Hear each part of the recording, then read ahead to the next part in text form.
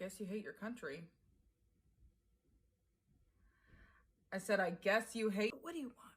This is going to sound very aluminum foil hat, but I need you to stay with me. Something we used to hear all the time is that when people can't control your actions, they begin to create stories around you to control the narrative connected to you. That only applies until things get to a certain point. Once it gets past that point, they have to move a different direction. Now that the birth rate is moving in a direction that seems like it could get to the verge of like crisis, laws are changing, legislation changing, and no one is moving to create babies, we've met that point. When the government loses the ability to force people into certain actions, they begin to influence the ideas that they see in hopes of manipulating new generations and the people of the current generation who are most vulnerable to things like propaganda. And they usually do that via media.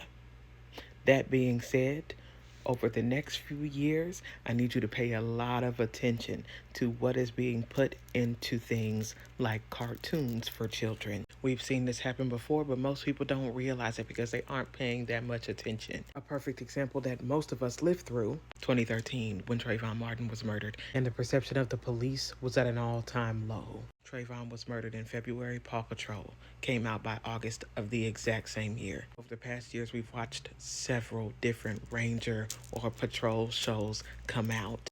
Spidey and his amazing friends, just like cute, colorful little heroes that sell the idea that like everyday little regular children can be a hero sometime, but also subtly set up ideas in the adolescent mind about first responders. Do not be surprised at all if content starts to come out that pushes subtly the idea that children should aspire to be mothers. Shows where young children are the ones primarily responsible for young children or care for small personified animals. And I know it sounds crazy, but I'm in marketing, baby. Before you can sell a product, you gotta sell an idea. Just something to be looking out for. We are in a propaganda war, baby. And whoever controls the media controls the mind.